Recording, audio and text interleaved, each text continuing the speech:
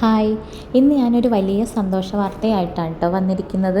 പക്ഷെ ആ വാർത്ത പറയുന്നതിന് മുമ്പ് ഒരു ചെറിയ കാര്യം പറയണം. ലൈഫിൽ ഇതുവരെ ഒരുപാട് കഷ്ടപ്പെട്ടും പലതും അനുഭവിച്ചിട്ടും പലതും സഹിച്ചിട്ടും ഒക്കെ തന്നെയാണ് കേട്ടോ ഞാനിവിടെ വരെ എത്തിയത്. കുറ്റപ്പെടുത്താനും തളർത്താനും മാറ്റി നിർത്താനും കുടുംബക്കാരടക്കം ഒരുപാട് ആളുകൾ എനിക്കും ഉണ്ടായിരുന്നു കേട്ടോ. ഇന്നും അതിൽ വലിയ മാറ്റമൊന്നുമില്ല. ഇന്നും ചിലർ വിചാരിക്കുന്നത് ഒരു പെണ്ണിൻ്റെ ജീവിതം എന്ന് പറഞ്ഞിട്ടുണ്ടെങ്കിൽ വീട്ടുജോലിയിൽ മാത്രം ഒതുങ്ങേണ്ടതാണ് എന്നാണ്. വിവാഹം കഴിഞ്ഞാൽ എല്ലാം സഹിച്ച് ജീവിക്കണം, സ്വന്തം സ്വപ്നങ്ങളും ആഗ്രഹങ്ങളൊക്കെ മാറ്റി വെക്കണം, എന്ത് പ്രശ്നങ്ങൾ വന്നാലും ഭർത്താവിൻ്റെ വീട്ടിൽ കരഞ്ഞ് കടിച്ച് തൂങ്ങി ജീവിക്കണം, എല്ലാം സഹിക്കണം എന്നൊക്കെയുള്ള പഴയ ചിന്താഗതി ഇപ്പോഴും പലരുടെയും മനസ്സിലുണ്ട് കേട്ടോ. പക്ഷേ ഇന്നത്തെ ലോകം നിങ്ങളൊന്ന് നോക്ക്. പെൺകുട്ടികൾ പഠിക്കുന്നു, ജോലി ചെയ്യുന്നു, ബിസിനസ് ചെയ്യുന്നു, ഒറ്റയ്ക്ക് പല സ്ഥലങ്ങളിൽ പോയിട്ട് സ്വന്തമായിട്ട് ജീവിതം പടുത്തുയർത്തുന്നു. അതുകൊണ്ട് ഒരു പെണ്ണിന് കഴിവില്ല എന്നല്ല, അവസരം കിട്ടുമ്പോൾ അവൾക്ക് ചെയ്യാൻ കഴിയാത്തതൊന്നുമില്ല എന്നാണ് അതിൻ്റെ അർത്ഥം. എൻ്റെ കുടുംബത്തിൽ നിന്ന് ആദ്യമായിട്ട് ഒറ്റയ്ക്ക് ഗൾഫിലേക്ക് വന്നതും ഇവിടെ ഒരു സെമി ഗവൺമെൻറ് സ്ഥാപനത്തിൽ ജോലി നേടാനായതും ഞാനൊരു പെണ്ണിന് മാത്രമാണ്.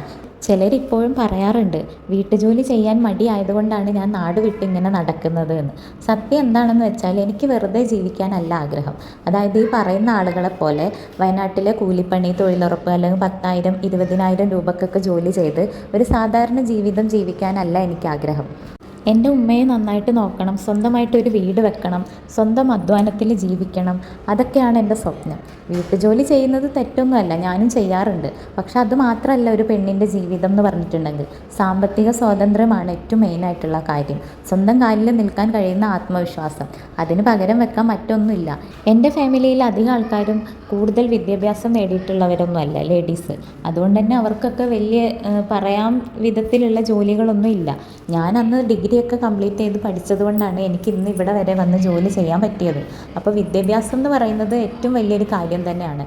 എൻ്റെ അവിടെയുള്ള ആൾക്കാർ ഇപ്പോഴും പഴയ ചിന്താഗതിയും പെണ്ണുങ്ങൾ വീട്ടുജോലി മാത്രം ചെയ്യാനുള്ളവരാണ് എന്നുള്ള രീതിയിലൊക്കെ സംസാരിക്കുന്നത്. ഈ 5 മാസത്തിനുള്ളിൽ എത്ര തവണ എനിക്കിത് പറ്റില്ലെന്ന് തോന്നിയിട്ടുണ്ടെന്ന് എനിക്ക് തന്നെ അറിയില്ല. പക്ഷെ ഒരു കാര്യം മാത്രം ഞാൻ വിട്ടിട്ടില്ല, എൻ്റെ പ്രതീക്ഷ.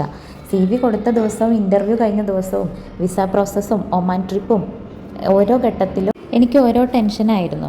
അതേപോലെ 5 മാസമായിട്ടും ജോലിയൊന്നും ആവാതെ എൻ്റെ കുടുംബക്കാരെ ഉമ്മച്ചീൻ്റെ അടുത്ത് വിളിക്കുമ്പോൾ പറയും, ജോലിയൊന്നും ആയിട്ടില്ലെങ്കിൽ പൈസ കളയാനായിട്ട് എന്തിനാണ് അവിടെ നിൽക്കുന്നത്, ഇങ്ങോട്ട് വന്നൂടെ അവക്ക്, ഇവിടെ ഇഷ്ടംപോലെ ജോലി ഉണ്ടല്ലോ. ശരിയാണ്, ജോലിയുണ്ട് 10,000 15,000-ത്തിനൊക്കെ. അതിനൊക്കെ ജോലിയെടുത്ത് ഞാൻ എന്നാണ് ഒരു വീട് വെക്കുക ഗൈസ്, അതും ഇന്നത്തെ ഈ കാലത്ത്. അതിന് താല്പര്യമില്ലാത്തത് കൊണ്ട് ഞാൻ പോയിട്ടില്ല. പക്ഷെ ഓരോ ദിവസവും എന്നെ ഒരു പടി മുന്നോട്ട് കൊണ്ടുപോയി. നമ്മളെ വിശ്വസിക്കാത്ത ആളുകൾ ഒരുപാട് ഉണ്ടാകും, ചിലപ്പോൾ സ്വന്തം ആളുകൾ പോലും. പക്ഷെ നമ്മൾ നമ്മളെ തന്നെ വിശ്വസിച്ചാൽ മതി. പിന്നെ നമ്മുടെ ഉമ്മച്ചീനെ പോലത്തെ ഒരാൾ നമ്മുടെ കൂടെ ഉണ്ടെങ്കിൽ നമുക്ക് ഈ ലോകത്തിൻ്റെ ഏതറ്റം വരെ പോയിട്ടും നമുക്ക് ജീവിക്കാനുള്ള ഒരു ജോലി കണ്ടെത്താൻ പറ്റും. ഇന്ന് ഈ വീഡിയോ കാണുന്ന ആരെങ്കിലും ഒരു കഷ്ടപ്പാടിലൂടെ പോകുന്നുണ്ടെങ്കിൽ ഒറ്റ കാര്യം മാത്രം ഞാൻ പറയാം. സമയം ചിലപ്പോൾ ലേറ്റ് ആവും, പക്ഷെ ശ്രമം ഒരിക്കലും വെറുതെ ആവില്ല. പടച്ചോൻ ഉറപ്പായിട്ടും നമ്മുടെ ശ്രമങ്ങളൊക്കെ കാണും.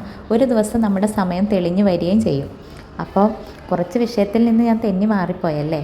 ഇനി ഞാൻ പറയാനിരുന്ന ആ സന്തോഷ വാർത്തയിലേക്ക് വരാം. 5 മാസത്തെ എൻ്റെ കാത്തിരിപ്പിന് ശേഷം ജൂലൈ 20, അതായത് മിനിഞ്ഞാന്ന്, ഞാൻ ഔദ്യോഗികമായിട്ട് എൻ്റെ ജോലിയിൽ ജോയിൻ ചെയ്തിട്ടുണ്ട് കേട്ടോ. അൽഹംദുലില്ലാ. ഈ യാത്രയിൽ എനിക്ക് വേണ്ടി പ്രാർത്ഥിച്ച, എൻ്റെ കൂടെ നിന്ന എൻ്റെ ഉമ്മച്ചിക്കും മറ്റ് ഫ്രണ്ട്സിനും എല്ലാവർക്കും ഒരുപാട് നന്ദിയുണ്ട് കേട്ടോ, ഒരുപാട് സ്നേഹം. ഈ സന്തോഷം വാക്കുകളിൽ പറഞ്ഞു തീർക്കാൻ പറ്റില്ലെന്ന് എനിക്കറിയാം. എന്നാലും ഈ യാത്ര ഇവിടെ തീരുന്നില്ല, ഇതൊരു തുടക്കം മാത്രമാണ്, ഒരു പുതിയ തുടക്കം.